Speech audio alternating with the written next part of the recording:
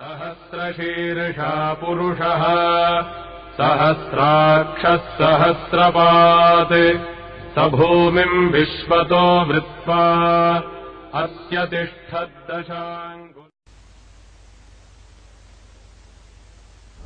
ॐ सदाशिवसमारम्भाम् शङ्कराचार्यमध्यमाम् अस्मदाचार्यपर्यन्ताम् वन्दे गुरुपरम्पराम्। गुरुर्ब्रह्मा गुरुर्विष्णु गुरुर्देवो महेश्वरः गुरुः साक्षात् परब्रह्म तस्मै श्री गुरवे नमः।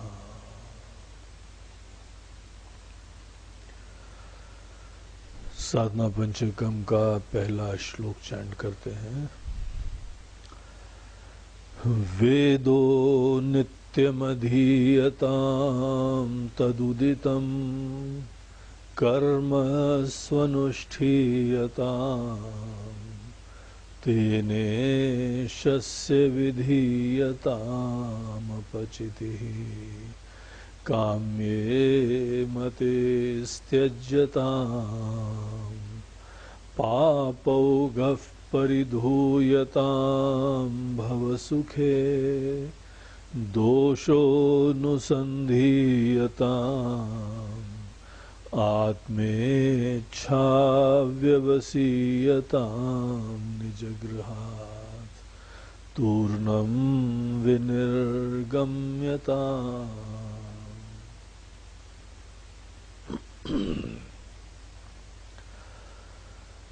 हम लोग पिछले कुछ सत्रों से विचार कर रहे थे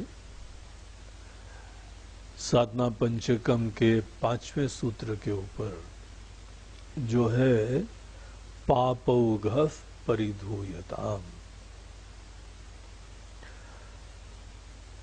हमारी आध्यात्मिक यात्रा के इस सोपान के ऊपर, जहाँ पे भगवान शंकराचार्य जी ने हम लोगों को इतना समस्त उपदेश दे दिया है कि हमको वेदों को अपने जीवन का आधार बनाना चाहिए, उन्हीं के द्वारा प्रदत्त ज्ञान से प्रेरित होते हुए कर्म के क्षेत्र में अपने ज्ञान का क्रियान्वयन करना चाहिए। सब अपने कार्यकलाप ईश्वर के चरणों में अर्पित करना चाहिए और सदैव जो है वह अपनी मति को उसके अनुरूप बनाए रखने की कोशिश करनी चाहिए। मति का ट्रांसफॉर्मेशन ही हमारा मूल ऑब्जेक्टिव होता है। हमको अपने आप को आज तक के विद्यमान मोह और धारणाओं से डीहिप्नोटाइज करना होता है। ये कोई बाहर से कोई सम्मोहन नहीं है, ये अपने पुराने सम्मोहन से मुक्ति है। तो इसी दिशा में हम चलते हुए जब संकल्प लेके आगे बढ़ते हैं तो हमारे पुराने संस्कार आड़े आते हैं और अनेकों जगह हम फिसलते हैं, हम कॉम्प्रोमाइज करते हैं और इसी को जो है कहा जाता है कि ये पाप है। अपनी शास्त्रोक्त मति, जो कि दरअसल हमको परिपूर्ण बता रही है, हमको आनंद का धाम बता रही है, बाहर की दुनिया का यथार्थ बता रही है, ऐसी मति का समावेश करने के लिए जो चीज आड़े आ रही है वो हमारे वो पुराना मोह आड़े आ रहा है, जहां पे हम ये सोच रहे थे कि हम अपने अंदर आनंद से विहीन हैं और ये दुनिया स्थायी है और यहीं से हमको सुख प्राप्त होता है। यही मति का परिवर्तन होना चाहिए। आगे की यात्रा उसी व्यक्ति की सुंदर, सुलभ और सफल होती है जो व्यक्ति इस मति को अपने अंदर दृढ़ता से बैठाता है। हम फिर और फाइनर पॉइंट्स को एक्सप्लोर करेंगे, रियलाइज करेंगे, लेकिन ये बहुत ही मूलभूत चीज है। तो इस तरीके से यहाँ पर पाप की संभावना है। दरअसल हम लोग देखें तो हमारे पास अनेकों प्रकार के गलत फहमियां उत्पन्न हो चुकी हैं, विकार उत्पन्न हो गए हैं, पाप के प्रकार उत्पन्न हो गए हैं। इसीलिए आचार्य बोलते हैं पापौघः परिधूयताम्, जो पाप का समूह होता है हमको खुद जो है वो नहा लेना है, इनसे मुक्त होना चाहिए। पाप हमको भी पीड़ा देता है, दूसरों को भी पीड़ा देता है, इसीलिए पाप से हर व्यक्ति को मुक्त होना चाहिए और अपने ज्ञान से प्रेरित होते हुए मुक्त होना चाहिए। इसीलिए इस बात को समझें और समझने के उपरांत अपने जीवन का परिवर्तन करना चाहिए। हम लोग पिछले कुछ सत्रों में ये देख रहे थे कि देखिए, पाप जिस समय हम आश्रय लेते हैं तो ये दुनिया जो है, हमारा समाज जो है, वो सब बहुत ही लो प्रकार का हो जाता है, निकृष्ट हो जाता है। बल्कि हम लोग अपने आज के देश की परिस्थितियों को देखते हैं, ये वही भारत देश है जहां पे राम राज्य की स्थापना थी, जहां पे बाहर के विदेशी लोग आके आश्चर्यचकित होते थे कि यहाँ पे कितना अद्भुत जो है इंसान की इंसानियत है, नैतिकता है, मूल्य है, प्रेम है, भाईचारा है, बुद्धि का जो है उत्कृष्ट जो विकास है, हर क्षेत्र के अंदर आदमी की अद्भुत प्रकार की उपलब्धियां हैं। आज भी हमको बड़ा स्वाभिमान होता है, हम उसी देश के वासी हैं। यहाँ का जीवन दर्शन, यहाँ की कलाएं, यहाँ का विज्ञान, यहाँ की अर्थव्यवस्था, हर चीज सर्वोपरि थी। लेकिन आज हम लोगों का पतन हो गया है। आज ऐसी दुर्दशा हो गई है कि यहाँ पर करप्शन है, यहाँ पे झूठ है, यहाँ फरेब है, यहाँ धोखा है। थोड़ी बहुत मात्रा में ये सदैव रहा था, लेकिन ये आज का एक प्रचलित रूल बन गया है। यहाँ पे हम लोगों के घर की बहू बेटियां सुरक्षित नहीं हैं।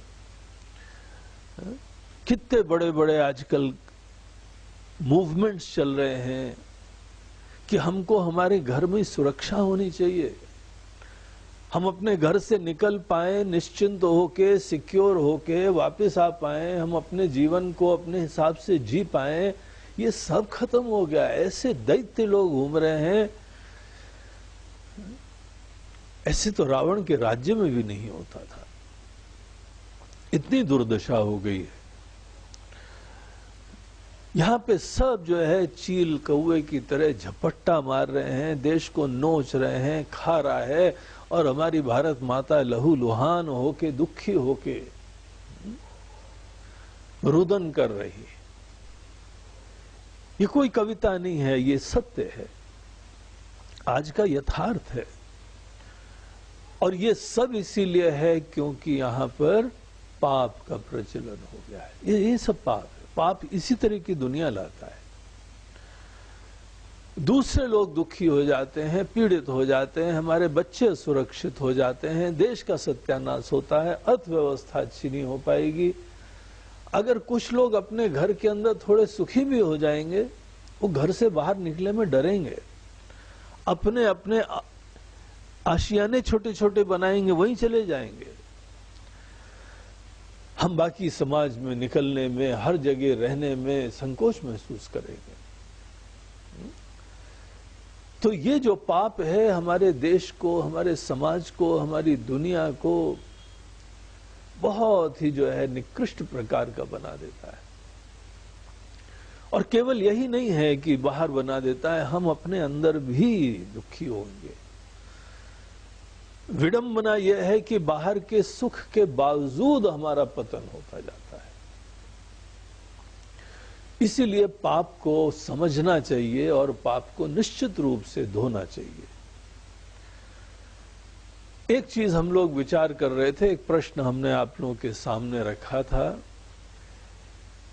कि आज किसी से बोलो कि सच्चाई के पथ पे चलो, प्रेम के पथ पे चलो, सेवा के पथ पे चलो, निस्वार्थ के पथ पे चलो, निष्काम होके जीना सीखो, यही पुण्य का पथ है, ये ज्ञान का पथ है, कल्याण। अब ऐसी जब बातें बोलो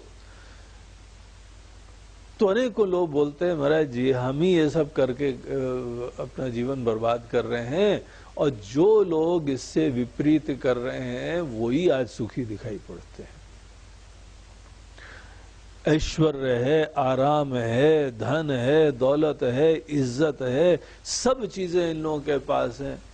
और धन दौलत इज्जत जहां पर है वही आदमी जो है वो समाज में उत्कृष्ट जाना जाता है, सुखी जाना जाता है, आदर्श बन जाता है। तो ऐसा तो नहीं है कि ये समस्त शिक्षाएं हमारे जीवन को खत्म कर देंगी। हम भी यहाँ पे सुखी होकर इज्जतदार मनुष्य की तरीके से अनेकों प्रकार के जीवन के आनंद प्राप्त करना चाहते हैं।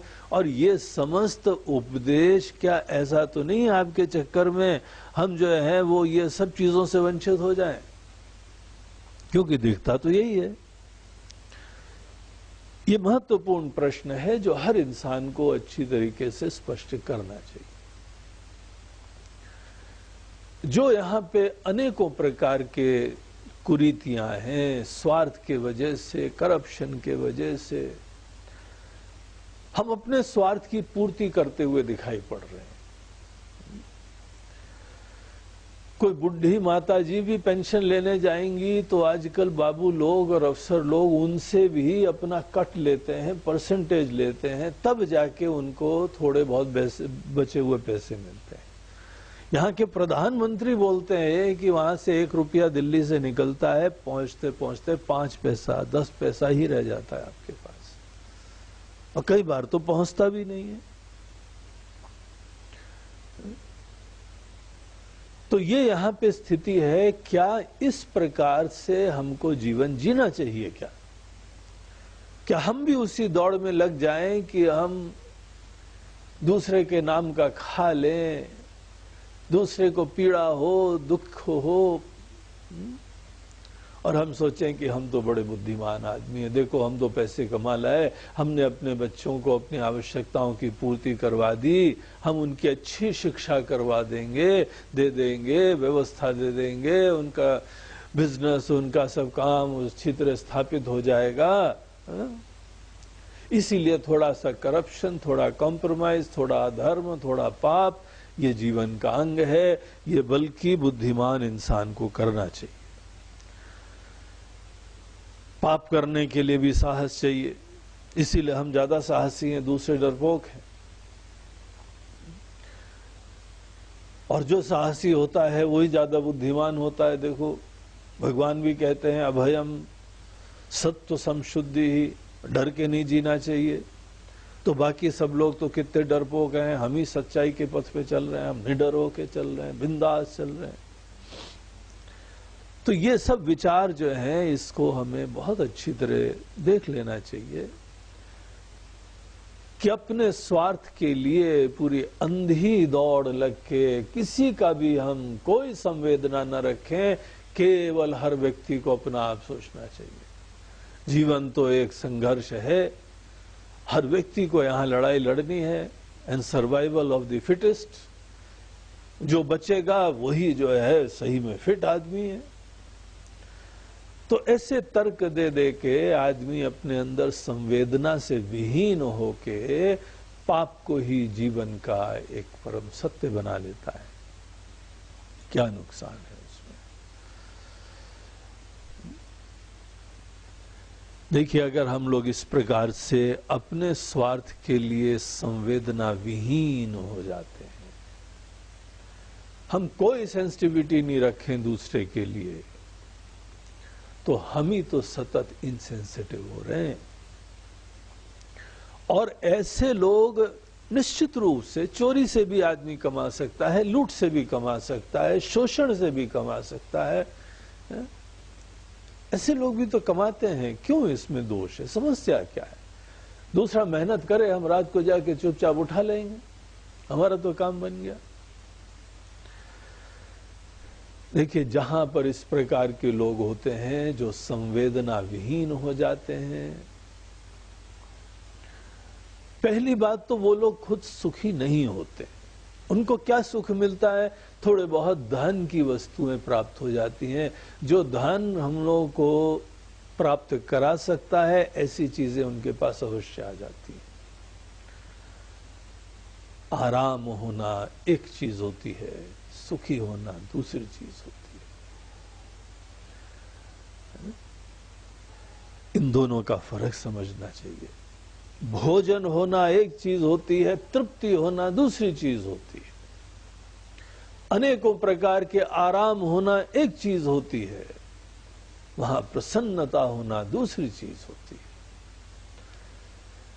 जो वास्तविक सुख होता है वो कभी धन नहीं खरीद सकता है। इस बात को समझो, बहुत इंपॉर्टेंट है ये विवेक प्राप्त करना। धन बहुत सतही चीजों को लाता है। जो धन नहीं खरीद सकता है वही जीवन में असली धन होता है, असली खजाना वही होता है। इसीलिए तो फकीरी में कुछ लोग खुश हो जाते हैं। कुछ नहीं है, परमानंद में रह सकते हैं। ये धन को जरूरत से ज्यादा सर पे बैठाने का ये अंजाम होता है कि आदमी सुपरफिशियल हो जाता है, सतही दृष्टि का हो जाता है, गहराई में देख ही नहीं पाता है। हमने बंगला बना लिया, घर बना लिया, अच्छी गाड़ी हो गई, ऐश्वर्य हो गए, और कपड़े लत्ते हो गए, हीरे जवाहरात हो गए, ये सब चीजें हो गई। हो सकता है कि अनेकों लोगों ने ऐसे लोगों के घर में निकट जाके देखा ना हो। जिन्होंने देखा है उनको पता है कि धन दौलत प्राप्त करने के उपरांत जो वहां पे लोग रहा करते हैं, ऐसी जड़ बुद्धि कई बार होती है कि दया आती है। ऐसे घरों में, ऐसे महलों में आपको पता कैसे झगड़े चलते हैं। जो केवल धन दौलत, केवल अपने स्वार्थ को प्रधानता देते हुए जी रहे हैं, क्या आप सोचते हैं घर के अंदर निस्वार्थ हो सकते हैं वो लोग? रिश्तों में भी उन लोगों के कोई सुख नहीं होता है, सबके ईगो क्लैशेस चलते हैं। ऐसी दुनिया जहां पे लोग केवल अपने स्वार्थ के लिए जी रहे हैं, समाज में, घर के अंदर भी ईगो के क्लैशेस होते रहते। पति पत्नी की नहीं बनती है, इसीलिए तो जो है तलाक इतनी आसानी से हो जाता है।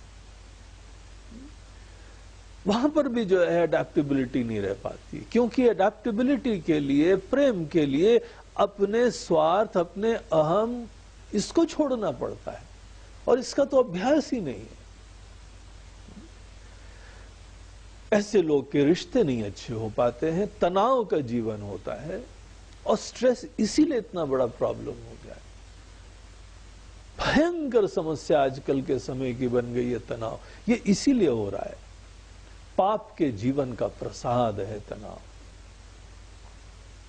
जब तक हम पाप की सोच नहीं छोड़ेंगे तब तक तनाव नहीं खत्म होने वाला है। ऐसे लोग ऊपर से ऐश्वर्य रखते हैं, मन अशांत रहता है। सफलता हो जाए तो भी अशांत रहता है, क्योंकि अभिमानी रहता है, हवा में रहता है, जड़ हो जाता है। दूसरों के प्रति संवेदना खत्म हो जाती है, सूक्ष्म चीजों का चिंतन नहीं कर पाते। कभी आपने देखा है कि बहुत संपन्न हो गए, वो विनम्रता से सत्संग सुनने आ रहे? कितनी रेयर घटना है ये। ऐसे लोग इतनी हवा में हो जाते हैं कि हमने सब कर लिया, सब धर लिया, जो हमको जानना था जान लिया। देखो अब कोई संतों को भी अपने पास बुला सकते हैं, वो घर में आके दे जाएंगे उपदेश। ऐसी हवा होती। कहीं पर भी जाएंगे तो चरणों में बैठना तो उनके लिए इज्जत के बिल्कुल ही परे की बात है। उनको समान आसन चाहिए, क्योंकि हम आए हैं आपके पास। महाराज जी आश्रम बनवा देंगे, गाड़ी आपको बदलवा देंगे, हवाई जहाज का टिकट भिजवा देंगे, कहीं भी जाना है तो सब व्यवस्था कर देंगे, कैसे भी सेवक आपको चाहिए, एक्सपर्ट्स चाहिए, सब व्यवस्था कर देंगे। और अनेकों लोग ऐसे लोगों के इशारों पे नाचने भी लगते हैं। हाँ हाँ हाँ, आइए आइए आइए। जितना लंबा चौड़ा भगवान को प्रणाम नहीं करते हैं, उससे ज्यादा ऐसे लोगों को इज्जत देने लगते हैं। इस प्रकार से अनेकों प्रकार की चीजों में जब आदमी बहुत हवा में रहता है तो ज्ञान की पिपासा खत्म हो जाती है। और कभी आप अगर देखें कि ऐसे लोगों को हम बड़ी सूक्ष्म बात को बताना की कोशिश करें, नींद आने लगती है, झपकी मारते हैं प्रवचन, सुन ही नहीं पाते हैं, और बार बार घड़ी देखेंगे, अरे अभी तक खत्म नहीं हुआ यार प्रवचन, ग्रहण नहीं कर पा रहे। कभी ध्यान करने बैठे तो नींद आने लगती है, भगवान का नाम जपने लगे तो विक्षेप होता है, अशांति होती है, दूसरे विचार आते हैं। ये सब केवल पाप के जीवन का प्रसाद है। इसीलिए आचार्य बोलते हैं कि ये समस्त पाप का जीवन जो है वो खत्म करो, धो डालो, तभी तुम्हारा कल्याण होगा। इतना बड़ा महल बनाया हुआ है, लेकिन आपको पता है रात को नींद नहीं आती अनेकों लोगों को। इतने मन को दुर्दशा बना ली है कि शांति से आदमी सो तक नहीं सकता है।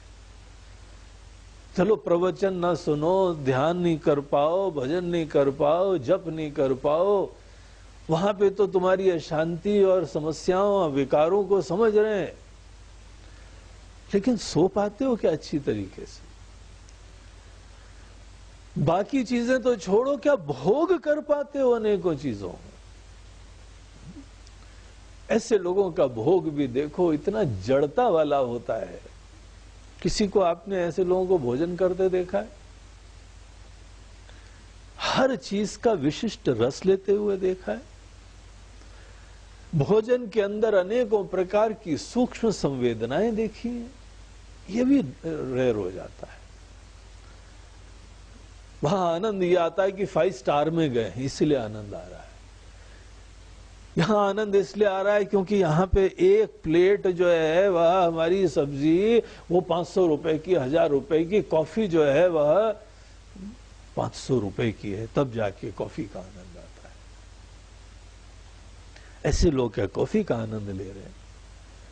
अगर वो ही चीज उनको बता दो कि हम तुमको 5 रुपए में देंगे तो एकदम दिमाग कंडीशन हो जाते हैं, तो बेकारी होगी। इसीलिए कई बार ऐसे लोगों को अगर देना हो तो जबरदस्ती किसी चीज की कीमत बढ़ानी पड़ती है, तभी जाके लेने के लिए तैयार होते हैं। जो लोग बड़े हाई फाई पैसे लेते हैं हर काम के लिए, वहां पे कुछ लोगों की भीड़ जाती है। और यही हमारे कोई गुफाओं में बैठे फकीर बाबा, वो जब ज्ञान देते हैं तो उसकी कीमत ही नहीं होती, वो अकेले आराम से बैठे रहते हैं। ऐसा जो है वह दुनिया इन्हीं चीजों में मोहित है, पाप में डूबी हुई है। इसीलिए ये पाप का दोष समझो। आपका स्वास्थ्य खराब होगा, आपकी नींद खराब होगी, आपके रिश्ते खराब होंगे, आपका मन अशांत रहेगा, आप सूक्ष्म ज्ञान की प्राप्ति के लिए असमर्थ हो जाएंगे। आप जहां पर रहेंगे, वो परिवार हो, वो समाज हो, वो दुनिया हो, वो समस्त प्रकार के लोग वहां पे दुखी रहा करेंगे। वहां गरीबी होने वाली है, वहां संघर्ष होने वाला है। कोई एक आदमी इतना ज्यादा अपने स्वार्थ के लिए बेताब है कि दूसरे की रोजी रोटी खा जाएगा। वो दूसरा खाए नहीं खाए उसको चिंता नहीं होगी। और अगर किसी ने किसी तरह से कमा भी लिया तो लूट लाएगा, वो चोरी कर लाएगा, शोषण करेगा, मार देगा वो किसी को। यही पाप की दुनिया है। और इससे विपरीत जहां पुण्य की दुनिया है वहां पे आदमी संवेदनशील रहता है। खुद उसको कोई अपनी चिंता नहीं है, वो दूसरों की चिंता के लिए आउट ऑफ वे जा रहा है, वो सेवा कर रहा है। दूसरों को लगता है यहां सही में हमारा कोई अपना रहता है। वहां हृदय से प्रेम निकलता है, हृदय से आदर निकलता है, मन शांत रहता है, प्रसन्न रहता है, कोई शिकवे शिकायतें नहीं है। इसी दुनिया में रहते हुए कोई तनाव नहीं है, बल्कि हमको बरसती हुई कृपा दिखाई पड़ रही है और हम भगवान का कीर्तन कर रहे हैं, भजन कर रहे हैं, गुणगान गा रहे हैं, नाच रहे हैं, गा रहे हैं, मस्त हैं। ऐसे लोग सबके लिए आशीर्वाद बने हुए हैं। जो भी कर्म है उसको पूजा बना देते हैं। एक्सीलेंस वहां पे होती है। वहां विनम्रता से ज्ञान की प्राप्ति की कोशिशें होती हैं। इसीलिए ये जो भी पाप का जीवन होता है, अनैतिकता होती है, करप्शन होता है, स्वार्थ के लिए आदमी जो अंधा हो जाता है, गहराई से विचार करके छोड़ना चाहिए। जिस समय हमारे पास 2 पैसे एक्स्ट्रा आ रहे हैं तो आदमी सोचता है क्या करना, चलो ले लो, आन दो। चारों तरफ ही जो है गंगा बही रही है, हम भी थोड़ा सा हाथ धो लेते हैं, हम भी थोड़ा स्नान कर लेते हैं, सभी कर रहे हैं, उसमें कौन दोषी समझेंगे। ये जो भी सोच है, इस सोच में आदमी को दोष खुद देखना चाहिए। हम लोगों के संत लोग बताते हैं कि जिस समय हमको किसी वैल्यू की वैल्यू हो जाए, when the value becomes valuable, कोई भी मूल्य जिस समय हमारे लिए मूल्यवान हो जाता है, तभी उस मूल्य का समावेश हमारे अंदर होता है। निस्वार्थ प्रेम, सेवा, निश्चिंतता, पुण्य, दूसरे का सुख, इसकी महानता, इसकी सुंदरता, इसकी युक्ति संगता, ये जब तक हमको नहीं दिखाई पड़ेगी, जब तक ये चीज हमारे लिए मूल्यवान नहीं बनेगी, तब तक हम अपने अंदर दिल से इसको परस्यू नहीं करेंगे। आजकल तो ये हमारी गंगा बिल्कुल मैली हो गई है। जिस हम गंगा में नहा के इतने दिव्य मनुष्य बनाया करते थे, वो हमारी ज्ञान की गंगा मलिन हो गई है। इसीलिए हम लोगों को बहुत विशेष प्रयास करना पड़ेगा। अपनी संस्कृति जो खत्म हो रही है, वहां पे हर व्यक्ति को सजग होना पड़ेगा। अन्यथा थोड़ा बहुत कमा के लोग इस देश से भाग जाएंगे, बच्चे लोग चले जाएंगे, विदेश चले जाएंगे, शहर चले जाएंगे, गांव से निकल जाएंगे, घर से निकल जाएंगे और अपने अपने घोंसले बनाएंगे, जहां पे जो है केवल अपना स्वार्थ, केवल भोग, केवल अहम की संतुष्टि। आपको पता है अनेकों लोग अपने माता पिता को भी बोझा समझने लगते हैं। इज्जत नहीं होती बुढ़ापे में। अनेकों तीर्थ स्थानों में, मेलों में जाके वृद्ध माता पिता जिनका कोई नहीं है, छोड़ के चले आते हैं। आजकल ये हो रहा है। देखिए जाके अनेकों स्थानों में वृंदावन आदि की वृद्ध उपेक्षित महिलाओं के ऊपर टीवी प्रोग्राम्स आए। लोगों ने जाके सर्वे करा कि ये हमारे घर के लोग हमको छोड़ के चले गए, अब हमारा कोई भी नहीं है। अब ऐसी जगह जाने की सोच भी नहीं आती, घिन आती है। इन्हीं बच्चों के लिए हमने सब त्यागा था, इन्हीं बच्चों के लिए हमने गर्भ धारण करा, लालन पोषण करा, इनको खिलाने के लिए खुद नहीं खाया, यही बच्चे। आपने सब तो करा, लेकिन आपने उन लोगों को जो है पुण्य का ज्ञान नहीं दिया, पाप के दोष की अवेयरनेस नहीं आई। इसीलिए हम भी बड़े सतही स्तर के ऊपर अपना जीवन व्यतीत कर रहे थे, इस शिक्षा की उपेक्षा करी, यही दुर्दशा है। जिस समय हम केवल किसी का खाना पीना, उठना बैठना, कपड़े लत्ते, इसी को हम अगर कल्याण समझते हैं, यही वास्तविक जो है वह जीवन के सुख का पर्याय है, तो यही दुर्दशा होती है। वो भी अपने यही कार्य के लिए लग जाएंगे, यही तो देखा है उन्होंने। हर बच्चों ने यही देखा है कि माता पिता केवल धन दौलत के लिए, नाम शोहरत के लिए, भोग विलास के लिए, अहम की संतुष्टि के लिए जी रहे थे, वही हम भी कर रहे हैं। तो हमको जो है यही चीज को देखना चाहिए बड़ी गंभीरता से कि यह केवल ज्ञान के अभाव का जो जीवन होता है वो कितना भयावह होता है। पाप को हर व्यक्ति के अंदर दूर होना चाहिए, उसको रियलाइज होना चाहिए कि पुण्य का जीवन, ज्ञान का जीवन, शास्त्र के हिसाब से जो जीवन होता है कितना कल्याणकारी होता है। इसीलिए बहुत गहराई से विचार करके इसको तो मिशन बना लेना चाहिए।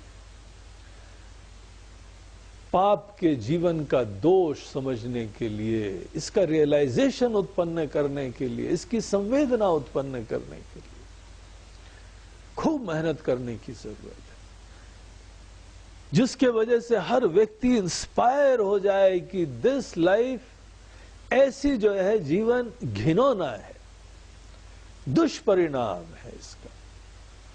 मनुष्य के पास ही दूरदर्शिता हो सकती है। इस दूरदर्शिता से युक्त होके पाप में जीवन, स्वार्थ का जीवन, जड़ता का जीवन, विनाश का जीवन है। तो हम लोग एक चीज पिछली बार देख रहे थे, वही पाप समझिए, वही अधर्म समझिए कि जो आप अपने लिए दूसरों से अपेक्षा नहीं करते हैं, और वो कार्य हम कभी दूसरों के साथ न करें।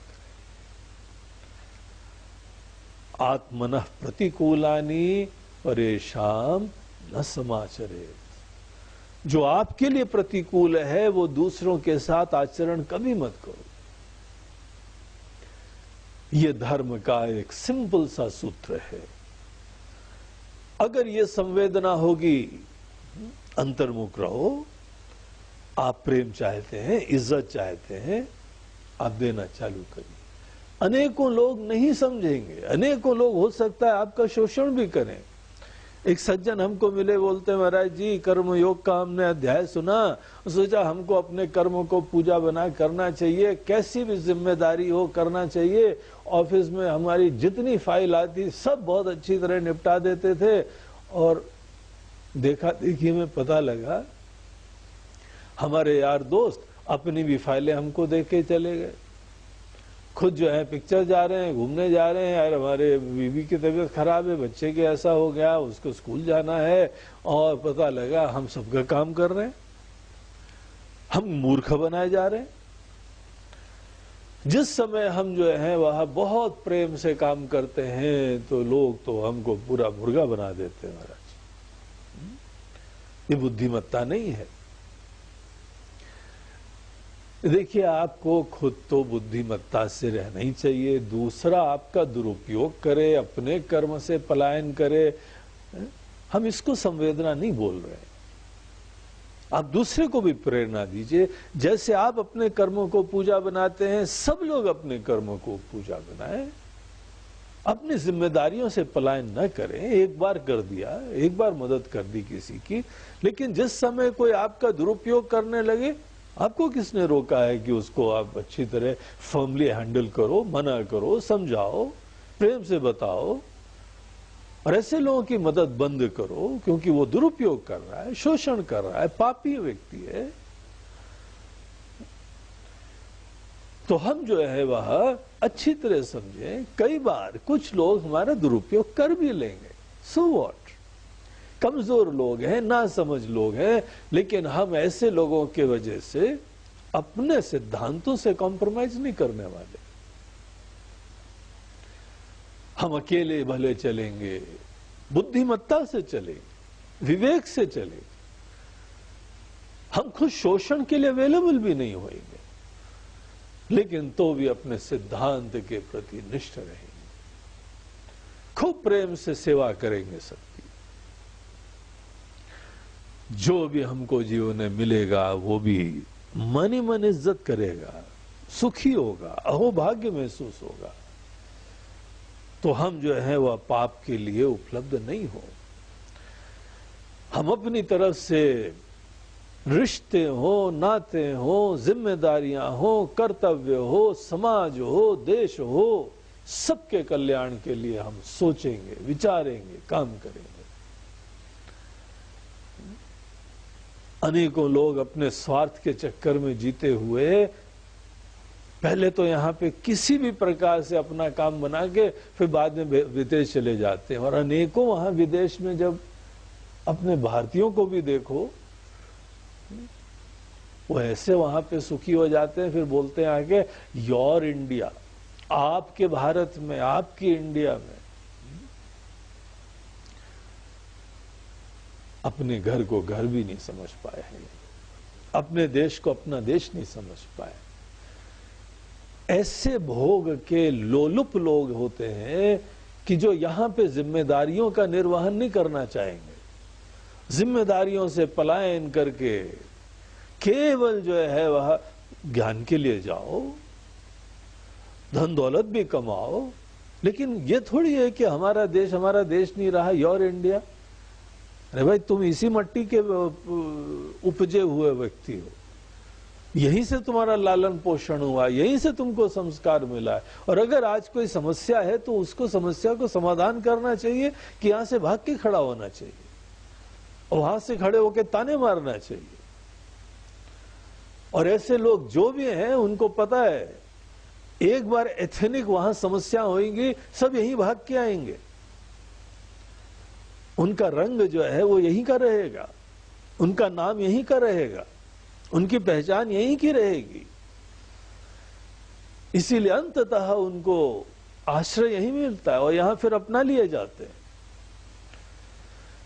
लेकिन जब तक जो है वो हो सकता है वहां पे भोग में लिप्त, स्वार्थ में लिप्त वो पड़े रहते हैं। योर इंडिया, ये जो है हम लोग ऐसी चीजों को दोष देखें और अपनी जिम्मेदारियां, अपना समाज, अपना देश, इसको हम सुंदर बनाएंगे, पुण्य के पथ पे चलेंगे, खुश होके, धन्य होके, स्वाभिमानी होके, सबके कल्याण के लिए जिए, पाप को अपने अंदर आने भी ना दे। एक पाप वो होता है जो दूसरों के प्रति जड़ता है, निस्वार्थता का समावेश करते हुए आदमी उसको धो सकता है, ऐसे प्रॉब्लम से मुक्त हो जाता है।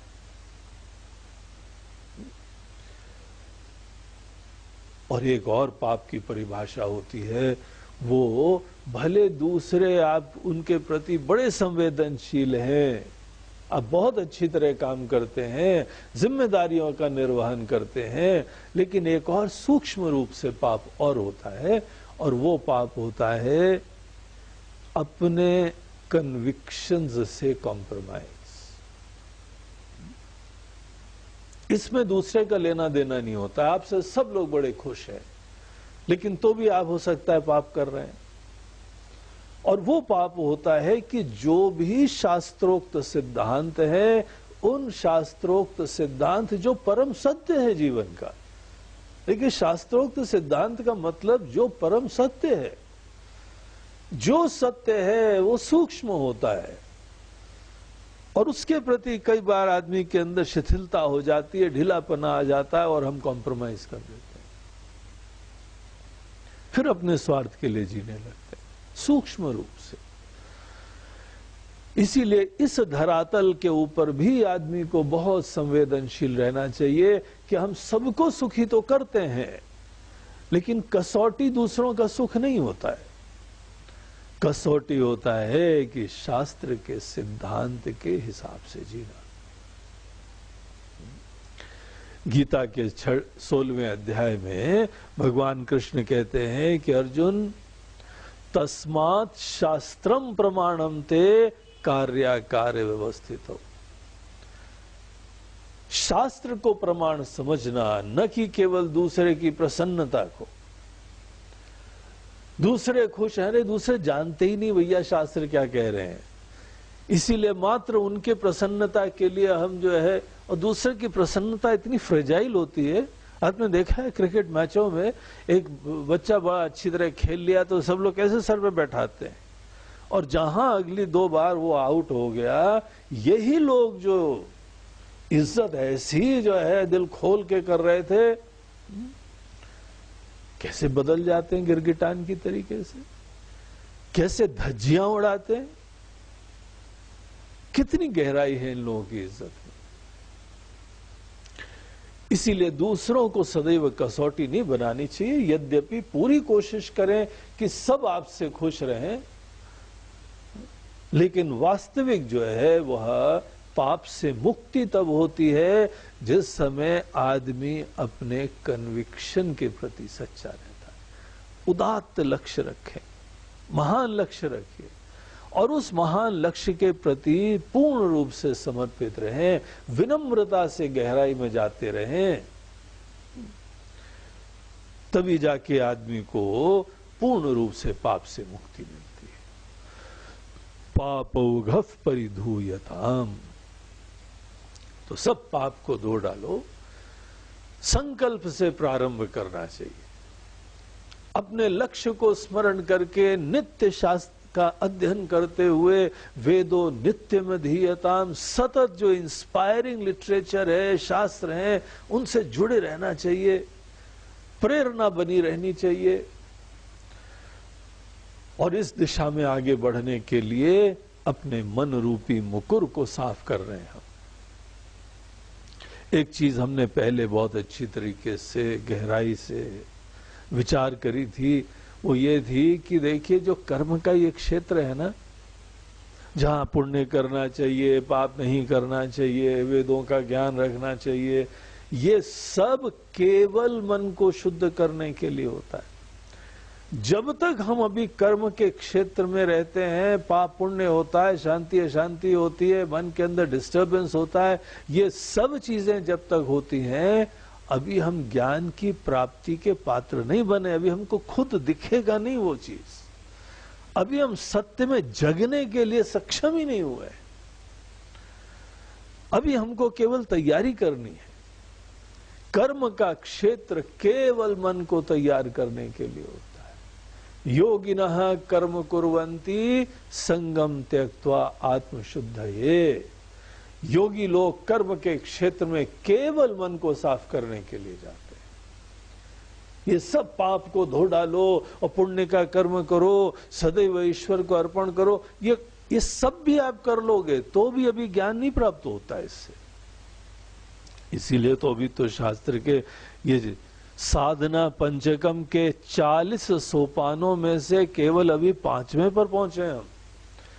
अभी तो ये व्यक्ति गुरु के पास ज्ञान के लिए गया तक नहीं है। इतना ज्ञान मात्र तत्व का ज्ञान भी नहीं है। अभी तो हम सूक्ष्म ज्ञान के लिए प्रेरणा उत्पन्न कर रहे हैं, पात्रता उत्पन्न कर रहे हैं, श्रद्धा उत्पन्न कर रहे हैं। इसीलिए विनम्रता बनी रहनी चाहिए, जिज्ञासा बनी रहनी चाहिए, उत्कंठा बनी रहनी चाहिए। और जिस समय आदमी इस लक्ष्य को, इस ज्ञान के लक्ष्य को, अंदर के जागृति के लक्ष्य को अपने सामने रखता है, तभी जाके यह पुण्य का आश्रय, पाप की मुक्ति, ये सब चीजें तभी सेंसिबल होता है। कर्म का क्षेत्र हमको बहुत कुछ दे देता है, लेकिन जो स्थायी चीज है, जो वास्तविक चीज है, वो कर्म के क्षेत्र का दायरा ही नहीं होता है। असली हीरा कर्म के क्षेत्र में नहीं मिलता है। कुछ कर लेंगे, कुछ नहीं करेंगे, इस भाषा से कोई जीवन में स्थायी सुख नहीं मिलता है। ये सब मन की तैयारी चल रही है, और तैयारी तो वही करता है जो लक्ष्य से इंस्पायर्ड रहता है, अंदर की जागृति से इंस्पायर्ड रहता है। यही सत्संग का प्रभाव है। संतों के पास शास्त्रों का आश्रय लेके आदमी उस लक्ष्य के बारे में कॉन्शियस हो जाता है, यह जीवन की संभावना से कॉन्शियस हो जाता है, अवगत हो जाता है। तो खूब अच्छी तरीके से ये लक्ष्य का ध्यान रखते हुए अपने मन को निर्मल करते चले,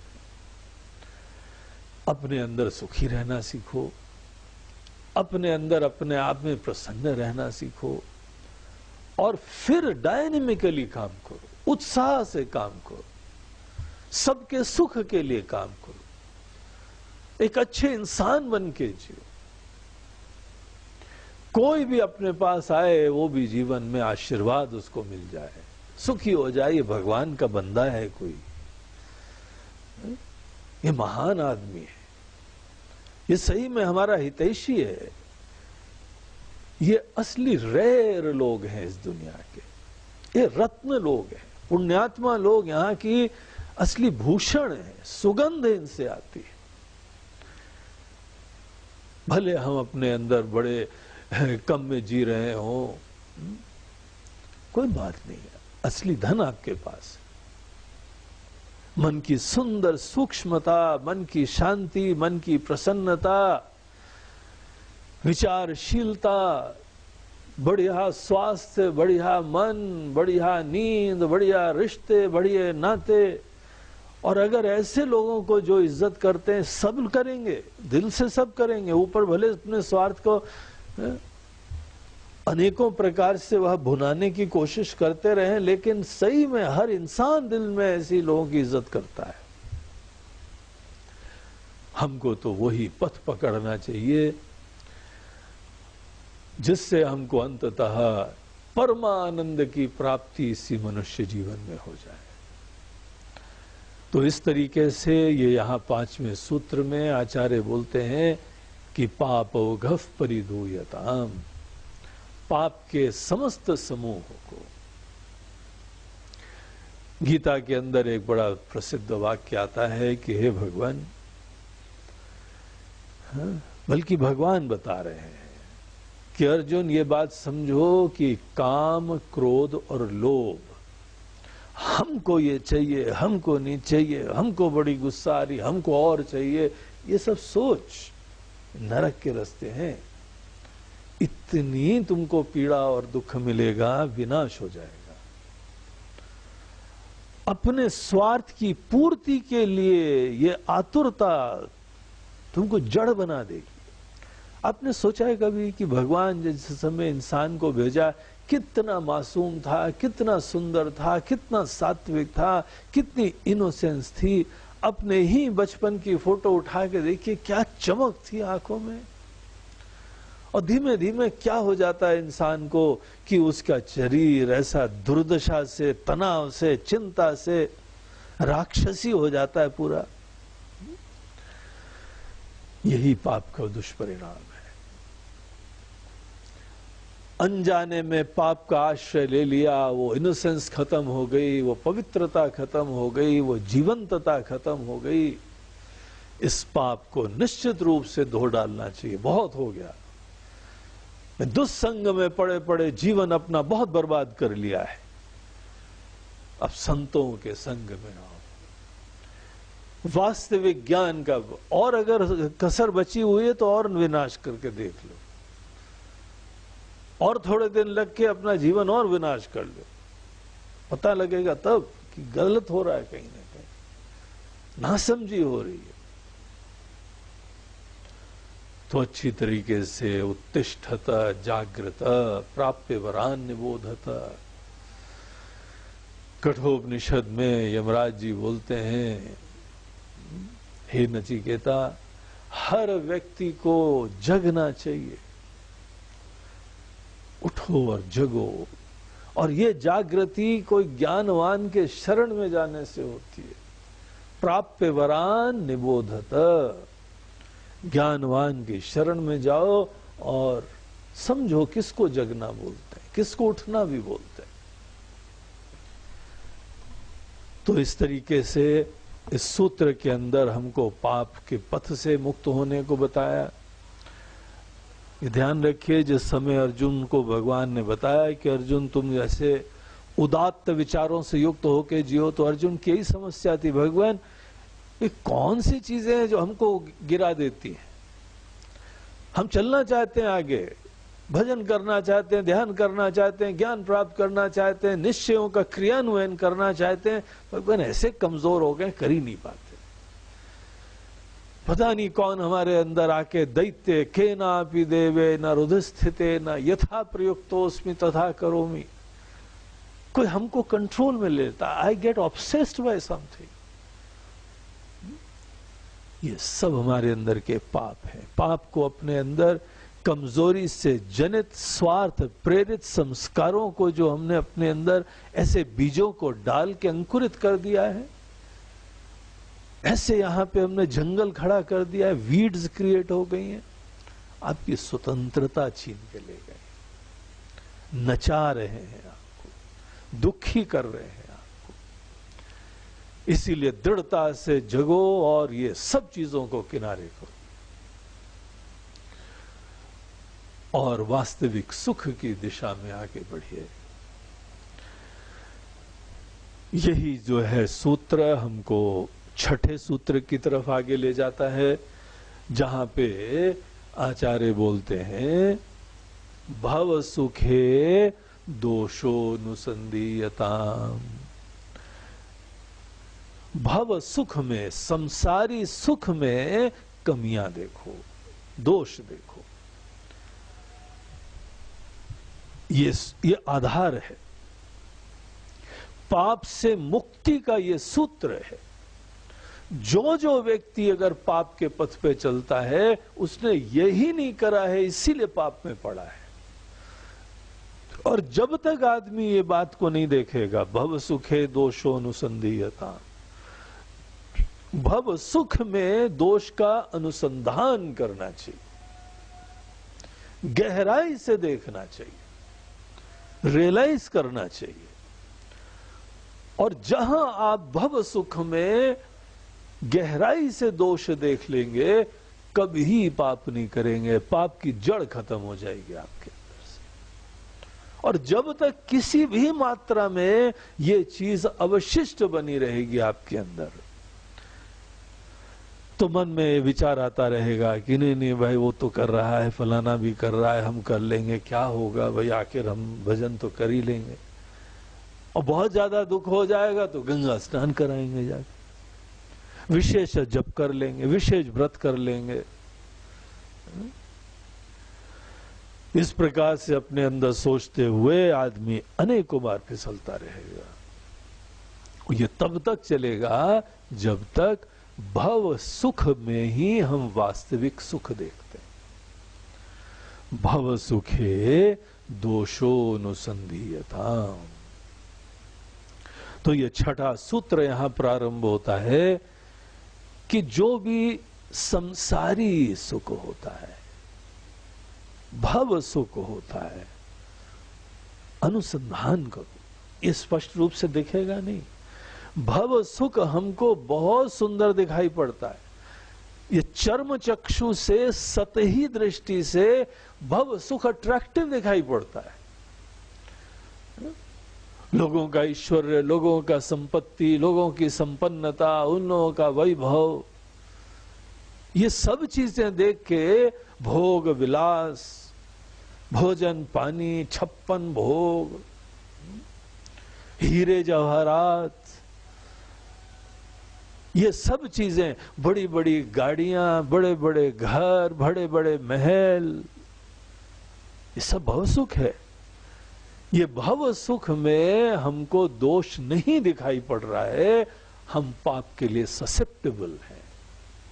हम पाप करते रहेंगे, मजबूरी में करते रहेंगे, हठात करते रहेंगे। अनेकों लोग हमने देखा है सत्संग में वर्षों से आते हैं लेकिन आगे अभी तक बढ़ नहीं पाए, क्योंकि ये भव सुख में उनको अभी दोष नहीं दिखाई पड़ता है।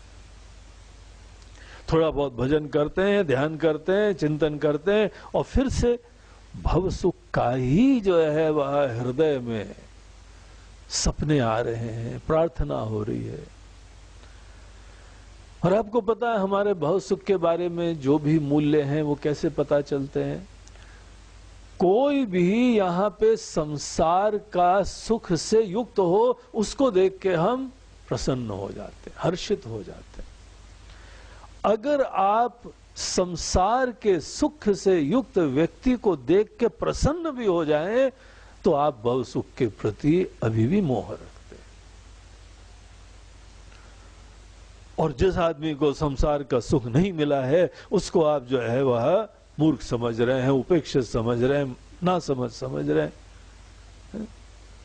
अभी भी भव सुख का अनुसंधान शेष बचा हुआ है। जो आदमी संसारी सुख का दोष देखता है, गहराई से अनुसंधान करता है, अनुसंधान बोलते हैं रिसर्च को, खूब गहराई से देखने को, रियलाइज करने को, ये निश्चय की प्राप्ति को, ये श्रद्धा का विषय नहीं बने, केवल सुनी सुनाई बात का निश्चय नहीं बने, आपके अंदर निश्चय हो जाए। और केवल हम ब्रेन वॉश नहीं करना चाहते हैं, हमारी बात के ऊपर भी आप क्वेश्चन करो, आप प्रश्न करो, इसकी धज्जियां भी उड़ाने की कोशिश करो, लेकिन खुले मन से, ज्ञान की प्राप्ति के मन से। जिस समय आप देखेंगे तो संसार के सुख में आपको प्रॉब्लम दिखाई पड़ेगी, 100% दिखाई पड़ेगी। अगर आप खुले मन से विचार करेंगे तो बाहर का सुख आदि मध्य और अंत में सदैव पीड़ा देता है। गीता के अंदर भगवान कृष्ण भी बोलते हैं, अर्जुन ये ही संस्पर्शजा भोगा दुख योनयः एवते। अर्जुन जो भी ये संसारी सुख होते हैं ये दुख की योनि है। Just look at the word, कैसा जो है भगवान ने स्ट्रांग वर्ड यूज करा है। ये संसार के जो सुख हैं वो दुख की योनि है, यही सोर्स है। व्हाट अ डिफरेंट परसेप्शन, कैसी भिन्न सोच है, कैसी भिन्न दृष्टि है। भगवान की दृष्टि को समझना यही ज्ञान है। क्या बोलना चाहते हैं भगवान? हमको तो नहीं दिखाई पड़ रहा है, बोलते हैं तो देखो, विचार करो, रियलाइज करो, ये सच्चाई है जीवन की। संसार का सुख उसको बोलते हैं जिस समय आप अपने से बाहर इस दुनिया से सुख प्राप्त करना चाहते हैं। बस ये सोच। और अनेकों बार हमको सुख मिलता है बाहर से, बहुत लोगों को मिल रहा है, आपके पास भी संभावना है। हर प्रकार की अनुकूलता हो जाए, अनेकों प्रकार की कॉर्डियलिटी हो जाए, जो आपने सपना देखा वो सपना पूरा हो जाए, ये सब चीजें निश्चित रूप से आदमी के मन को बहुत ही प्रसन्नता देती है, हर्षित कर देती है। इसमें क्या प्रॉब्लम है? बोलते हैं प्रॉब्लम भैया ये है कि आप अपने से बाहरी चीज के ऊपर आश्रित हैं। और वही तो व्यक्ति बाहर आश्रित होता है जो अपने अंदर अभाव से युक्त होता है। जब जब हम अपने से बाहर किसी सुख के ऊपर आश्रित होते हैं, आप स्वीकार कर रहे हैं, आप घोषित कर रहे हैं कि आप आनंद से रहित हैं, इसीलिए बाहर की चीजों के ऊपर आश्रित हो रहे हैं। और अगर कोई व्यक्ति अपने अंदर अभाव से युक्त है, कमी से युक्त है, और बाहर हम आश्रित हो गए, मिल भी गया है बाहर से, क्या ऐसा सुख सही में सुख है? ऐसा सुख डर के साथ बना रहता है, ऐसे सुख को भोगने के लिए भी आपके मन के अंदर इनसिक्योरिटी, भय, चिंता अवश्यम भावी है। हमको पता है, इसीलिए प्रार्थना होती रहती, भगवान ये बना रहे। हमारे ऐसे सुख के साथ साथ सिक्योरिटी की व्यवस्थाएं ज्यादा करनी पड़ती है।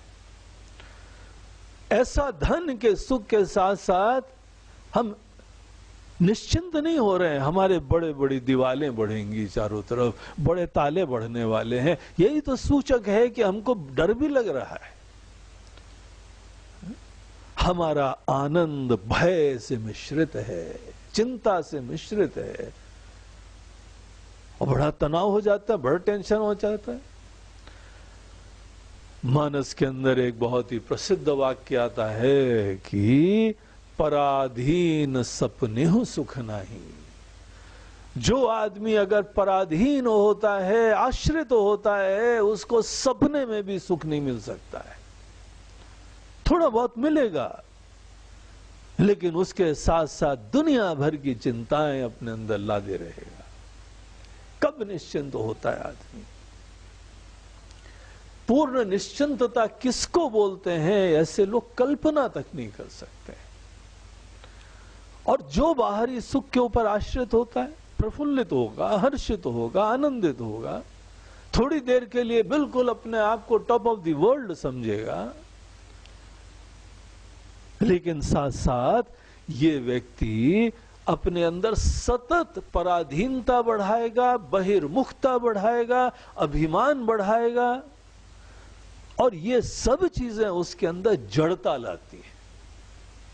स्वार्थ की चिंता इंसान के अंदर जड़ता लाती है। इस बात को नोट करना।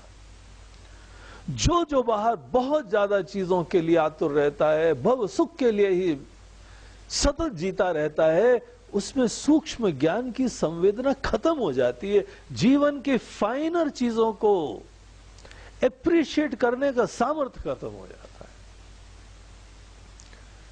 बड़ी मोटी मोटी बुद्धि बस आदमी को होती है, ये मोटी चीजें ही समझ में आती। जो आदमी बाहर का सुख प्राप्त करता है, बहुत बड़ी कीमत पे प्राप्त करता है। सुख बाहर का आदि में आदमी को पीड़ा लाता है। सुख मिल जाएगा तो बीच में एंजाइटी बनी रहती है, और ऐसा सुख बाद में भी दुख ही लाता है। अब जिस चीज के ऊपर आप आश्रित हैं, वो एक दिन चली जाएगी तो भयंकर पीड़ा होने वाली है, और अगर नहीं गई तो जड़ता लाने वाली है, टेंशन लाने वाली है, चिंता लाने वाली है, इनसेंसिटिविटी लाने वाली है।